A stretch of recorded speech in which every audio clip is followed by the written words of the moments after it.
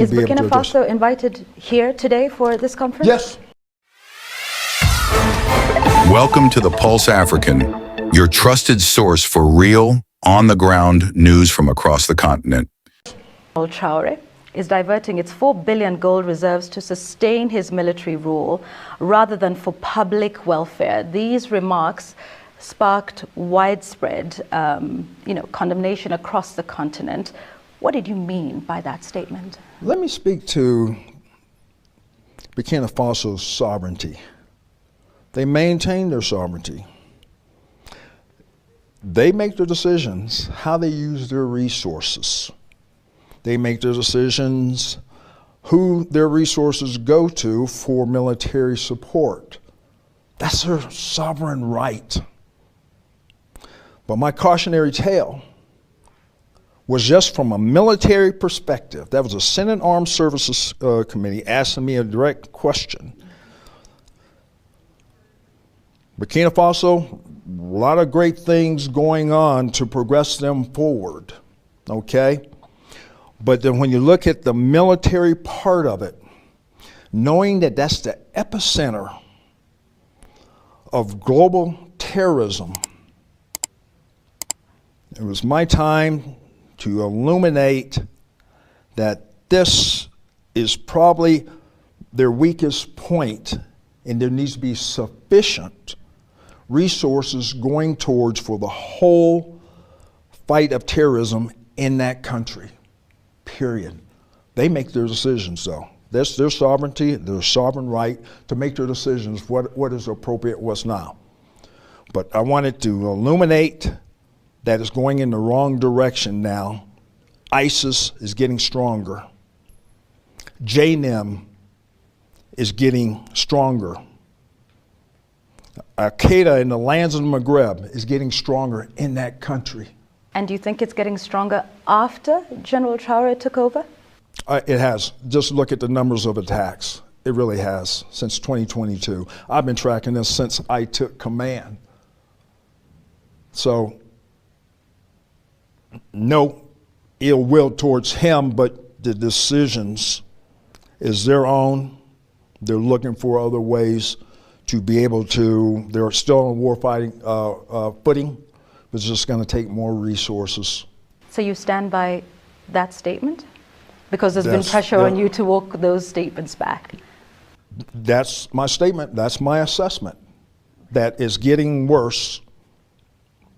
More needs to be done for not just local, but whole of country, because of these violent extremist organizations are seeking revenue, they're seeking resources, they're seeking recruiting from the Burkinabe people, and they're seeking refuge within their country. That threatens their sovereignty. And that threatens America's interest? Say again? Does that then threaten America's interests? Yes, thank you for asking that. Because especially ISIS, and of course in East Africa is inextricably linked all the way to ISIS West Africa, ISIS Sahel, and there's going to be probably a move afoot for them to move and seek refuge within the line. So we have shared objectives, and we offer to work together with the Burkina government and border countries. Mali, Niger, coastal West Africa countries, collective, because here's what these organizations do. Here's what these terrorist organizations do. They seek refuge in the seams or the borders of these countries and lets them thrive and grow and lets them recruit, gain resources to carry on their illicit and nefarious activities against the populations of those people. And what would America, perhaps AFRICOM, be prepared to do? Would you be considering an ouster like we saw with Muammar Gaddafi in Libya? Because there's still many Africans who are yet to recover from that. If this is a bigger threat, as you say, in Burkina Faso, what is AFRICOM prepared to do about it? We do indications and warnings. There's a number of activities that we do, and we'll just go ahead and mention building institutional capacity. There's not going to be U.S. boots on the ground. Very, very small for exchange of ideas and training, exercises. Over time, that builds institutional capacity and capability in these armies. There, AFRICOM, we are working towards a burden sharing and a burden shift for their independent operations. That's our goal. We have the shared objectives because these same terrorist groups can threaten our homeland. So we're in concert. I was just an African Lion over in Morocco. A number of countries working together to be able to address. Is Burkina Faso invited here today for this conference? Yes. Yes. They were invited to African Lion in Morocco. Yeah. Yes. Yeah. Like I said, we're moving forward. Okay. We're moving forward because we have that shared goal of defeating terrorism. All right. Speaking of that, because the reaction out of the statements that you made about Burkina Faso were several African leaders feeling you are speaking on sovereignty issues that America shouldn't be. And as a result, there are those who see the role of AFRICOM as less of a partner in, the war against, shared threats, as you mentioned, and more of a protector of Western or American economic interests that allows access to Africa's vast mineral resources, and as more of a paternalistic relationship than one of respect amongst peers. What would you respond to that? I respond that there's others on the globe that do that. There's others on the globe that do that. I'm not even bring it up. We should have even already know, okay? But I'm going to even bring that up. Okay. We respect the sovereignty. We respect their decisions. We respect their decisions of who they choose as a security partner. And then we measure the common denominator that's keeping these countries across the Sahel from progressing forward. His concern, he claimed, was that resources like gold reserves could be better used to support anti-terror operations across the country. He added that Burkina Faso, like any other country, has every right to choose its security strategies and international partners. But this clarification hasn't cooled down the storm. Many Africans see it as yet another case of double standards from the West. And for some, Langley's explanation came too late, especially as more people connect the dots between US military training programs and a growing list of African coups. So the question is, what exactly is AFRICOM's role in Africa? This might be an uncomfortable question for the United States, but Africa needs its independence. Meanwhile, Langley continues to defend AFRICOM's mission. Let's begin by understanding why you're here. There is the Chiefs of Defense Forces conference. Tell us about that and what role AFRICOM is playing.